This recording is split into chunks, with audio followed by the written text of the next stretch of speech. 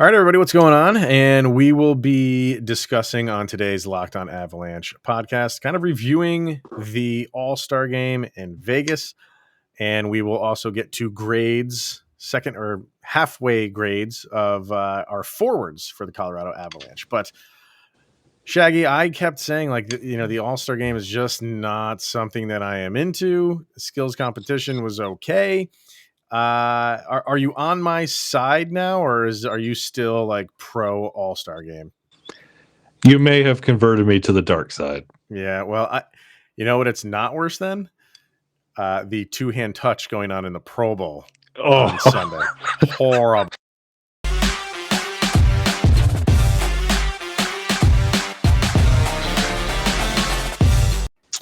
What's up, everybody? Welcome to the Locked On Avalanche podcast, part of the Locked On Podcast Network. Your team every day. I am your host, Chris Maselli. Joining me, as always, is Mr. Shaggy Von Doom, Kyle Sullivan. And on today's episode, we'll get to some All-Star weekend festivities and game, and we will also give the, I was going to say awards, but grades to our forwards. We did the defensemen and goalies on Friday's episode. We will do the forwards today, and then kind of foreshadowing for tomorrow, planning on doing a crossover episode with Seth from Locked On Wild, because those are always fun. So, yeah, Duke's up. First things first, follow the show on social media outlets, LOPN_Avalanche on Twitter, Locked On Avalanche on Instagram. Questions, comments, concerns, opinions to lockedonavalanche@gmail.com. And follow the show on our YouTube channel over on the YouTube. Subscribe and get notified whenever a new show goes live. So, All-Star Weekend, we'll talk about it, even though I hate it. But, you want to know what I did instead of, if you're going to ask me if I watched the actual game, I watched when the Central played the first game. It was against the Atlantic? It was against the Atlantic. And then they won that. And then curling was on for the Olympics. And I went and watched that instead. Like, that's how much I don't really care about the All-Star game. I'd rather watch Olympic curling. Yeah. Okay. Yeah. So, I mean, I don't fault you there. I made it kind of an event at my house, and then the skills competition was more of an event, and then the All-Star game rolled around, and like my son got bored with it, and then my daughter got bored with it, and eventually I was just sitting here watching it. And I was like, I bet you Chris isn't watching. No, glad to know I was right. Yeah, like it is what it is. You can't make it better. You can't. I think what the NHL did in making it 3-on-3 is the most interesting way that you can hold the actual game. Yeah, nobody wants to see 5-on-5 because that's just too congested, too convoluted. 3-on-3 is great. It's just obviously they're not playing as hard. The goalies aren't playing as hard. We're having reviews for some reason. Yeah. That I don't just let it go. I know there's $1 million at stake, but really they're dividing it between the 11 guys on the team. Like for these guys, that's monopoly money. Yeah. So, it is what it is. It's not horrible. It's just not piquing my interest that I have to tune into this for any reason. And I watched the first game for the Central because I wanted to see what Kadri and Cale Makar did. Okay, Kadri scored a goal. Cool. And and we move on. The sick reason I really watched this All-Star game, I wanted to see Claude Giroux and how he works outside of Philly. Now, there's a question. Honestly, does this change anything for him going into? I mean, right now he's discussing if he wants to stay with Philly, and Philly's basically saying it's up to you. Mm-hmm. If you wanna trade, we will facilitate something. If you want to stay, great, we'd love to have you. You want an all-time flyer. So, and then he goes out and wins the MVP, which is whatever. I mean, John Scott won it, so 10 guys could have won that award. You know what I mean? But does that change his mind at all? Does that have any bearing? I don't think so, but maybe there are people that think that it might. Yeah, it's one of those that when these little rumors come up and people are kicking the tires on trade deadline acquisitions, All-Star games are a good way to see what does this talent look like with superior talent, because usually good teams don't trade good players. So if if you want to see a player that's on the trading block, see what he does in the All-Star game. And you know what? I was kind of impressed. Yeah. Yeah, So, I mean, well, he's a good player. Like I would love to have him. And I put Yeah. up something where I can't remember what it was, but he was named captain. And I jokingly put up a tweet saying, "Hey, an Avalanche player is named captain for the All-Star break." And there were some people like, "Don't want him." I'm like, "Why would you not want this guy? He'd be perfect for this team." Well, see, I was in that camp before the All-Star game. I was one of those that was like, not we don't need to take on somebody, that old, honestly, because of how young and fast the team is. But watching the All-Star game, it kind of changed my tune a little bit. So it's beneficial in that regard. Yeah, so we'll see what happens. In the grand scheme of it, because it's his decision to make, I don't think his mind changes just because he won the MVP for the All-Star game. It has no bearing whatsoever on his decision. But his decision should be coming within the next couple of weeks or so. We would think. The skills competition, I think that's more entertaining than the actual game. Cale Makar finishes 5th in the fastest skater, but they were all kind of lumped together. I think there was one guy. I think it was Kreider. Maybe I don't remember. I'm trying to think of who it was. Got over like 14 seconds. I think he was the only one that went over 14 seconds. Everybody else was kind of close. He wasn't that far off. And you could kind of tell, like on his last turn coming around behind the net, he kind of went wide a little bit too far. And just those little nanoseconds are what's going to lose it for you. So he looked good. He wasn't like stumbling or anything. He had some pretty good lines and just wasn't fast enough, but still very impressive for a defenseman. Yeah, and that's always a fun competition to start everything off with. And you get your Avalanche player right off the hop, and then you had to wait till almost the end for your other one. But yeah, I thought Kyle Connor was faster than he was, but it was a good little competition. It's all right. And then the shooting out on the water of the Bellagio, entertaining. I thought for what it was, kind of a different take on things. I thought the camera angles were horrible. You couldn't tell what was going on. I think they started to figure it out by the end, and they just kept the one camera that was high up in the sky, like behind them, and just they were too concerned with putting the camera in every slot. And the thing was, they could shoot in any spot they wanted to. It didn't have to go in order. So they didn't know where they were shooting, and they were trying to catch up to where they were going. And it was like they'd get to the camera where they were shooting, and then it would be too late. The puck was already there. They're already onto another target. Yeah. So I think after a little while, whoever's directing this thing was just like, just throw the camera that's high up in the sky. Then they can see all of the targets, and everything is fine. So that was fun and entertaining. It was different. It was cool. The blackjack thing, same, different, cool. What I liked about all of them is they don't dwell too long on any of these events. They get them over with. You know what I mean? Like, I feel like the dunk contest and the 3-point contest just go on forever. And I haven't watched them in years, so maybe they've changed it. But it just seems like they went on forever and ever, so long. And these are just, let's get these guys in one round, like with the hardest shot. You get 2 shots and you're done. Yep. I like that stuff. Yeah, it was quick. And that, honestly, that piqued my interest with my kids because, like I said, I have a 10 and an 8-year-old, and this is like their first foray into hockey.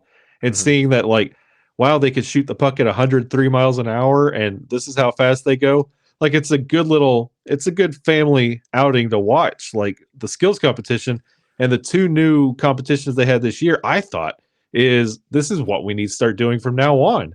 Like, when it came to like accuracy, like, okay, that's fine. It's great and everything. Hardest shot, that's nice. But I loved the shooting the pucks of the Bellagio. I like the female representation. Oh man, she was great. Like she crushed everybody up until the end. Like, I thought she was going to the final. And then gets the Mignon Rion in the breakaway challenge as one of the goalies.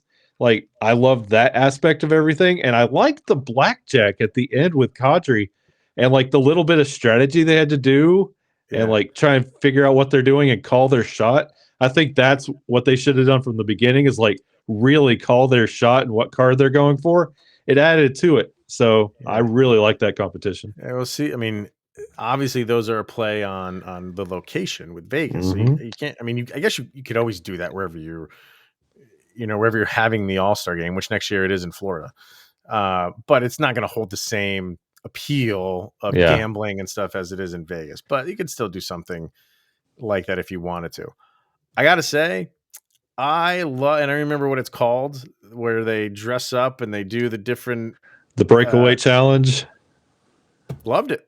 Yeah. I thought that was the best, in my Yeah. opinion. And I was talking to my brother-in-law, and he was watching. He's like, "That was the dumbest thing ever." I'm like, "Dude, like for me, it was the most fun I had watching that because they Yeah. can just be loose, they can be goofy, they can play on different things." And I thought the Zegers thing was an absolute sham as to why he didn't win that thing. And get over yourselves, Vegas. It's another reason why I can't stand this organization. Is because little stupid things like this they have to win, or else they're going to think less of themselves.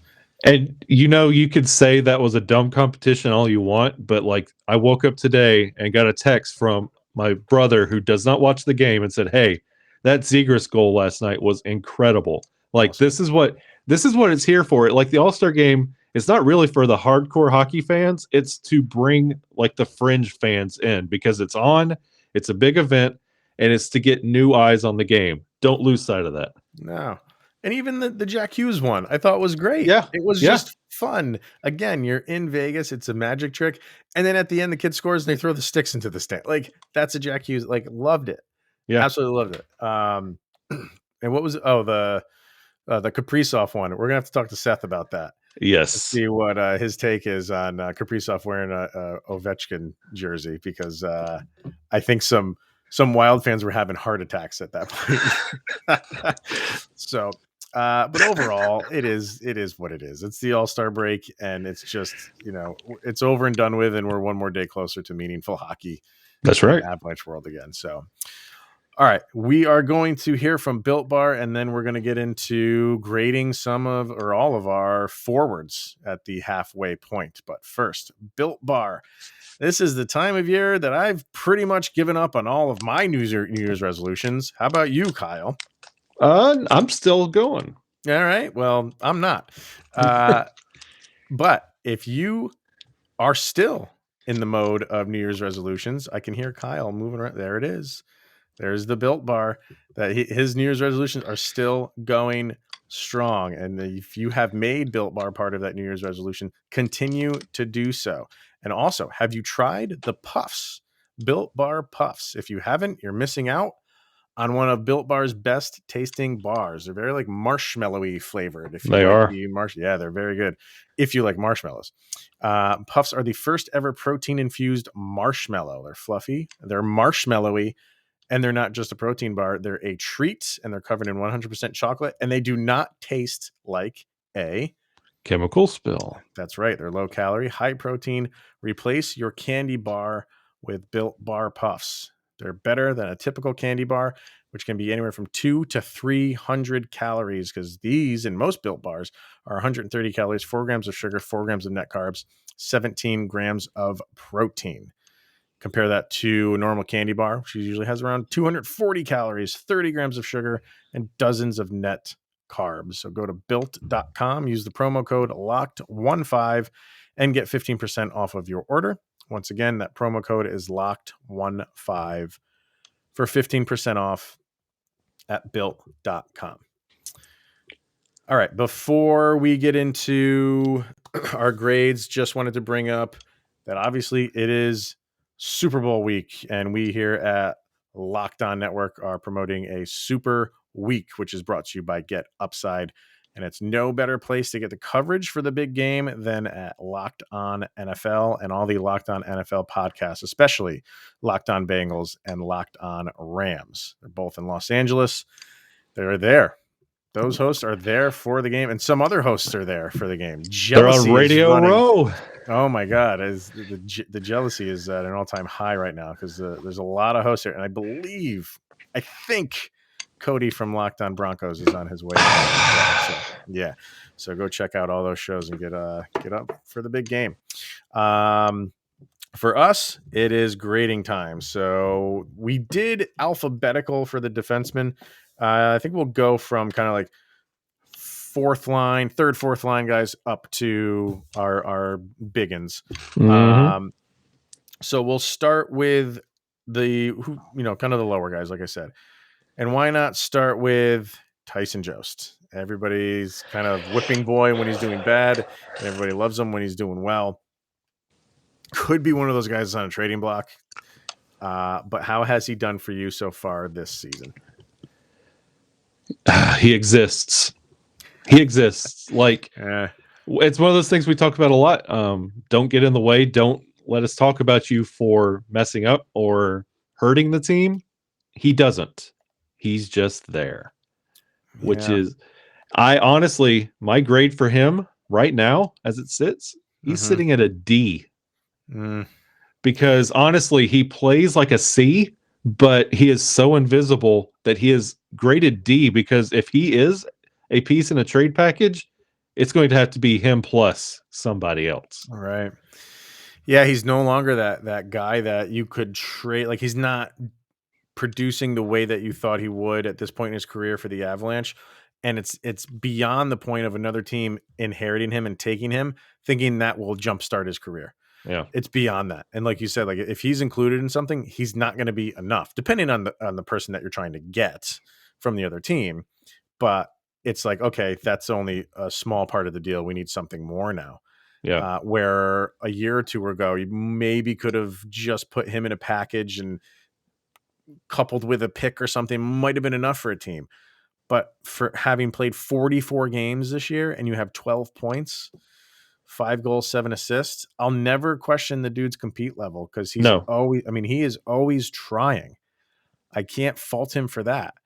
But it's just, and we were all thinking maybe he'd turn the corner. Yeah. Last year, he started playing very, very well last year, and it just hasn't carried over to this year because of his compete level. And I don't feel like he makes a ton of mistakes. My problem with Jost is, like, it's just not going up on the stat sheet, and that's not everything, but it is a big thing. I don't want to keep making those excuses for him. That's just like, yeah, he's working his tail off, he's working his butt off, and it's not showing up on the stat sheet. You can only say that so many times. Yeah. So because of his hustle, I'll give him a C minus. But I don't like the long-term possibilities for Tyson Jost with the Avalanche. I just don't. Yeah, and when you rattle off a stretch of games where you're only winning by a goal or having to come back, like those guys that just exist on the roster, you need them to score. So I'm going to grade them a little bit harshly this year, because we've had to come back in games we shouldn't have. And if Jost was doing what we anticipated him to do, it wouldn't be that tight. Yeah. And then we'll go to his buddy, JT Compher, who's kind of in the same boat. You're always thinking that he's going to maybe turn a corner, and you see flashes of him. He's kind of like the bottom six Burkowski. Yeah. You see flashes of, like, all right, that's what we want out of you. And then he follows it up with a week's worth of, you forget he's on the team. Yeah. So where are you going with Compher? He's going exactly where Jost is. He is a D. It's one game every month and a half is not enough. Yeah, I mean, points wise, he's producing more than Jost is. He's got 32 games, so he's missed a chunk, but he's got 8 goals, 8 assists, so 16 points. Compared to Jost's 12 and 44. So from that aspect, he's performing better, but still, I don't think he's performing up to standard. And he's 26 years old. So again, he's played his entire career with the Avs. You know what you got in him. I think he's a little bit more reliable than Jost. So I wouldn't be surprised if the Avs hang on to him at the trade deadline. But again, whoever they're wanting to bring in, if somebody wants JT Compher, and that's the question you have to ask yourself. If you're bringing in someone and they want Compher, are you not going to do the deal because you want to hang on to JT Compher? I don't see why you would hold on to him. Right. So because I expect more out of Compher and he's kind of not doing it, I think I'll give him the same grade as Jost in a C minus, but he is hanging on by a thread to that. Yeah. And honestly, Jost and JT would be your trade package. And that's could be. and that's still not going to land you a big name that you know. Yeah. No. All right. How about Abe Coobell? Bring him in on a waiver wire pickup, which is pretty rare these days. But started off pretty well. It seemed like a pretty good pickup by Joe Sakic. And, I think overall, I think you got to be happy with how he's played. He gets a flat C from me. Would have been a C plus, but his production's gone away. But it has. He's a flat C right now, but he has the potential to hit B by the end of the year.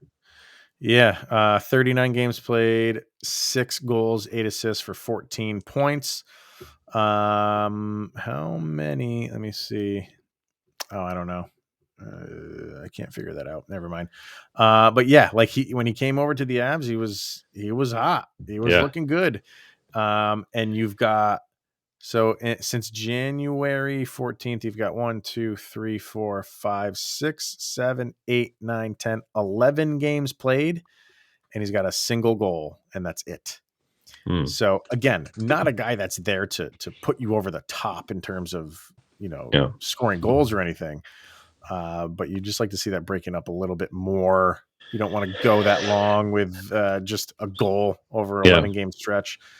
And yeah, I'm with you. A waiver pickup typically aren't expected to do a ton, but I feel like he's done enough. I agree with you. I think a straight C for him.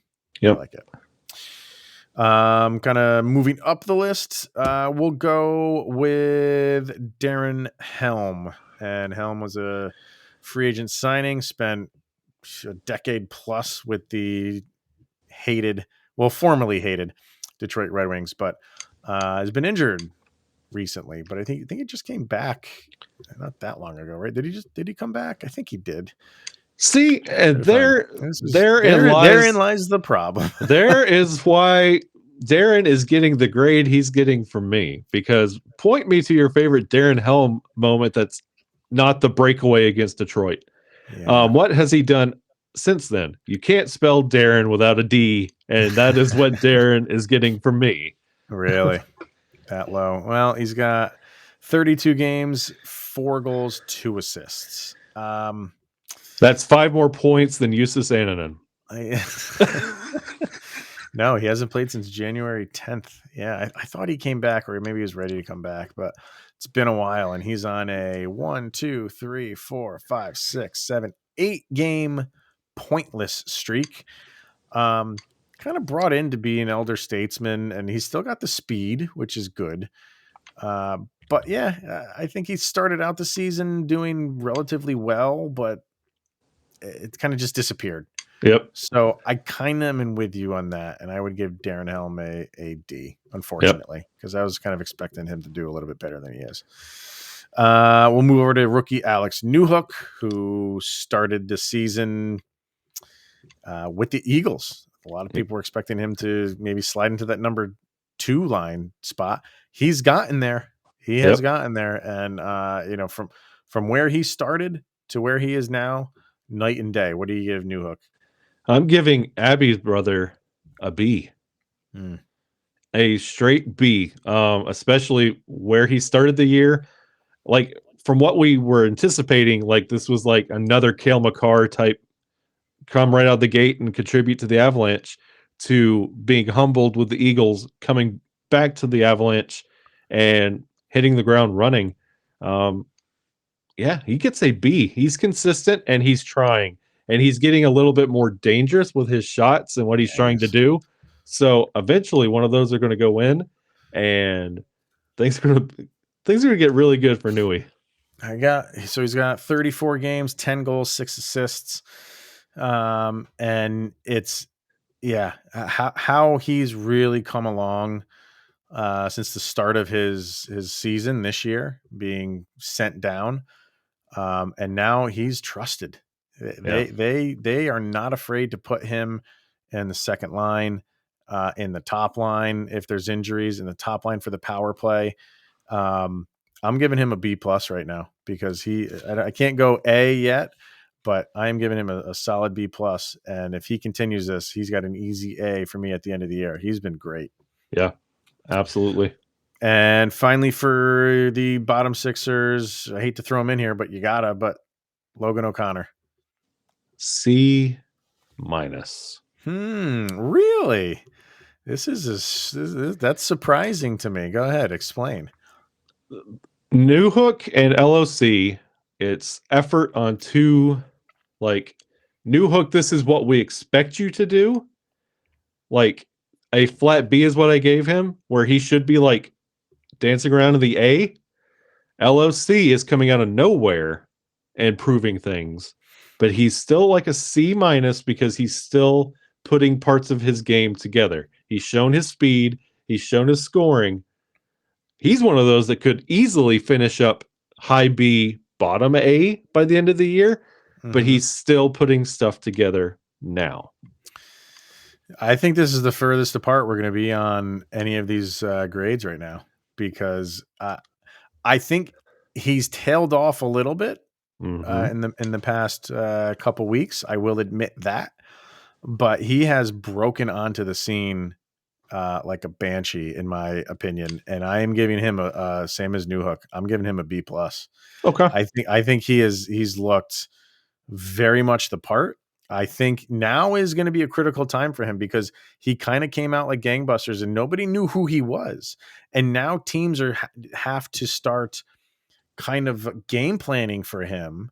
And how is he going to respond to that? Yeah. Because now, like these coaches and stuff on when they're on a power play, they're telling their players, like, be mindful of Logan O'Connor of all guys. And, he started out with these, every game having down a man, a penalty kill goal, shorthanded goal. And he's still getting those opportunities.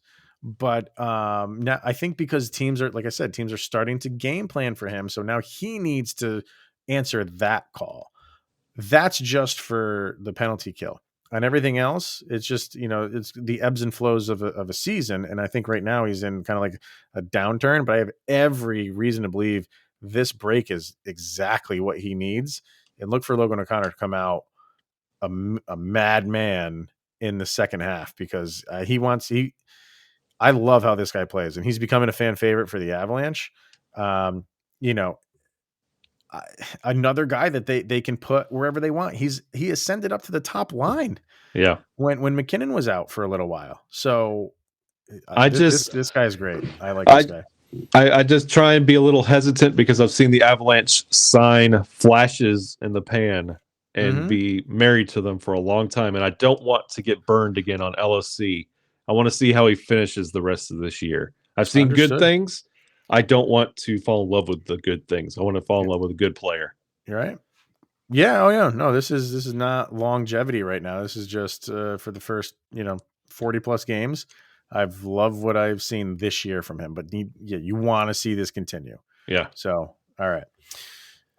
Let's hear from BetOnline, and then we'll get to the top six. So BetOnline has you covered this season with more prop bets, odds, and lines than ever before, as football continues its march towards the big game, which is less than a week away, everybody. So go to betonline.net. It remains your best spot for all of your sports scores, podcasts, and news for this season. It's not just football. BetOnline has up-to-the-minute info on pro and college hoops, the NHL, boxing, and UFC, along with live, real-time updates of current games. So don't wait to take advantage of all the new amazing offers available for 2022. It's where the game starts. That is betonline.net. All right. Top six. It's no surprise that, these grades start ascending as we start ascending up the roster. So we'll go to the second line, and we'll start with Andre Burkowski. And maybe I spoke too soon by saying that. But go ahead, Burkowski. There's your 75% C grade. That's all you're getting out of Berkey. Yeah. Let me bring up his up to the minute stats for Mr. Burkowski. I just haven't been impressed this year. He's got 42 games. He's got 14 goals, 21 assists for 35 points. under normal circumstances will say like, yeah, that's good. But again, he's still like disappearing at times. And after let me see what he had after the hat trick game. 1, 2, 3, 4, 5. So he didn't score for 7 games. A goal. He had assists here and there, but he didn't score a goal for 7 games. Just, I don't know. C plus. I Well, like the C, flat guy. C. I like his personality, and I Yeah. like the possibilities of what he can do. It's just so much up and down. So I'm not going to give him a D because those are good stats. Yeah. I mean, 35 points. So yeah, for me, that's a straight C for him. Nichushkin. What do you got for Big Nuke? That's a B plus. Yeah. Easily a B plus. I love his game. I love how he could composes himself. I love the way he gets in the slot and makes goals happen. I like Nuke a lot. Yeah. 28 games, so he was out for a little while, obviously. 12 goals, 11 assists, 23 points. Yeah, I think he's still having this resurgence of a career ever since the Avs took him in a couple years ago, and you have to like how he plays. He's a big body. He's great on the forecheck. He's what you love in a second liner, and he has that ability to score. He's good at checking. Like, he just checks a ton of boxes, to use that tired phrase, but it's true for him. He's great. And even in overtime, I said it before, like in overtime, he's a force because he's a big body. When he has all that open space and he gets a skate length in front of you and he can just shield you with his body, you're done. And it's further evidence to when we're talking about JT and Berkey and Jost, what we're not getting out of them, what we're getting out of Nuke when nobody else would give him a chance. And he didn't score for 2 years. Like, that's what we're getting out of Nuke. And we know what these other guys can do, but can't do and won't do. That's why it's so easy for us to give up on them. Yep. All right, Mr. Nazm Kadri. I think I know where this is going for you. A plus. Can't tell me otherwise. No. And I didn't need to click on his name, but I wanted to just to see that stat line, just because it's pretty right now. 41 games played, 19 goals, 41 assists, 60 points. Yeah. Hart Trophy candidate, man. He's in the mix right now. That is an easy A plus as you can award right now on this team. So, all right, let's get up to the top line, and we'll start with Mr. Mikko Rantanen. Flat A. Yeah. Not A plus because the stats. A plus effort. Just not there all the way, like perfect game. Like, no. But he does that. He takes himself out of the play and sets everybody else up. So, he's a flat A. I'm going to give him a second A plus for me. Yeah, I mean, 41 games played, 24 goals, 30 assists, 54 points. He's a stud. He is a stud in this league, and it goes unnoticed more to him than any other player in this league, in my opinion. I don't think people understand the greatness of Mikko Rantanen, and it's not that, he's playing on a line with McKinnon and Landeskog. He is that good. Yep. You can put him on any team, and he will be on your top line, and he will put up these stats. He's great. He is great. Yeah. So for him, I think that's an easy A plus for me, for Mikko. Would not surprise me if he beats Kadri at the end of the year in most points for the Avalanche. Would not surprise me at all. I like that. And not because Kadri is going to tail off. It's just because Mikko is that good where he can put together a 5-point game like that. Yeah. And catch up. So wouldn't surprise me. We'll save the captain for last. So we'll go with Nathan McKinnon. That's an A plus. Yeah. I say A plus because of the new wrinkles that we've seen on Nathan McKinnon. It shows you he's working towards something, and he's got deeper in the playoffs in mind. Yeah, I'll give him an A. And I won't give him an A plus because I maybe unfairly I'm holding him to a higher standard because of who he is. and it took him a little while to get going. And a lot of his point production was through assists, which are fine. Mm-hmm. And we talked at length about how he was kind of changing his game for a while. And you're starting to see him change it back to the Nathan McKinnon of old, where he is just a bull in a china shop and he's just going to take games over. And we're starting to see that now. And that's in the way of his 9 goals. Those all seem like they've come within the last like 2 weeks. Yeah. those 9, you know what I mean? Because he was just assist after assist after assist. He was facilitating. And I don't know if he was just didn't have his legs, or if he just needed some more time just to get into the flow of a season because he was injured and with COVID and all that nonsense. But it seems like that is all gone now. And, you know, you're always excited to watch Nathan McKinnon play.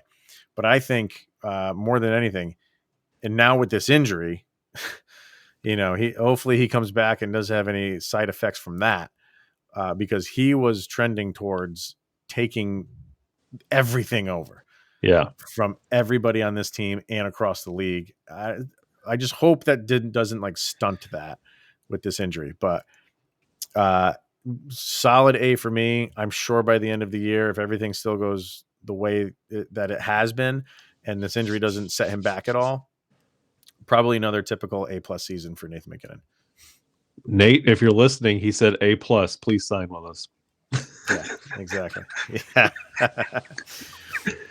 Yes, I meant A++. Yeah. Plus is what I meant. Yeah. And last but not least, Mr. Gabe Landeskog, the captain. A+, probably might be Gabe's best season in an Avalanche sweater when it's all said and done. It's trending towards that. What do we got here? Slow bringing his stats up. All right, 36 games played. Obviously, we know he missed a few, but 19 goals, 26 assists for 45 points, and plays the role of captain to a T. Does the dirty work. You know what I mean? He's not the prima donna, although he you know, he's got the facial features to be a prima donna. He does. He doesn't play that way. He doesn't care about that stuff. He will mix it up with anybody, anytime, anywhere, not afraid to get dirty in front of the net, not afraid to mix it up if you mess with anybody on his team. He's the quintessential captain when it comes to that. When it comes to stats, yeah. They're up there with the best of his career, I think, at the end of the season, if he can stay healthy. And that's always a question with him because of the way he plays. Yep. Both injury and suspension wise. I hate to say it, but you know, he's creeping up there with these suspensions. It could be his best season ever. So I will withhold an A+ for now, and I will give him a solid A, because, you know, I don't want him getting suspended like he did at the beginning of the season. I don't want to see that stuff. So if he can, you know, keep it together, which I have every confidence that he can. He's not like this. He's not a Tom Wilson. Yeah. But he plays with an edge. And sometimes he goes over that edge. And, you know, I think the league is on notice. If, you know, he keeps doing this, he's one of those guys that has a history. So don't do that stuff. Play your game. Be an awesome captain. Protect your players. Do the grunt work in front. And you got an A+ for me by the end of the year. Easily. Yeah. Yeah, and he's continually, you can watch him, he's teaching like new hook. He's teaching these new guys like Maltsev and Abe Coobell how you do things on the bench at all times. So he's a captain's captain. Isn't it crazy how he's been in the league that long that now he's teaching the young guys? Yeah, I know. Crazy. So, all right. That kind of sums everything up for grades at the halfway point. Let us know what you guys think. Do you agree, disagree? I want to know what people think on Logan O'Connor. Kyle and I that's the furthest we were off on any of the players was LOC. So let us know what you think. LockedOnAvalanche@gmail.com, or get in touch with us on the socials. That will be it for today. Like I said, tomorrow we plan on it, doing a crossover with Seth. So from Locked On Wild. So stay tuned for that. But thank you for making this your first listen of the day. That is always appreciated. Go check out Locked On NHL for your second listen of the day. Get caught up on everything going on around the league. One more day in the books. That's closer to meaningful Avalanche hockey again. We can stop talking about the All-Star game. Tampa's coming. Yes, they are. All right, everyone, that's going to wrap it up. Thanks for tuning in. He is Mr. Kyle Sullivan, Shaggy Von Doom. I am Chris Maselli. This is the Locked On Avalanche podcast. See you guys tomorrow.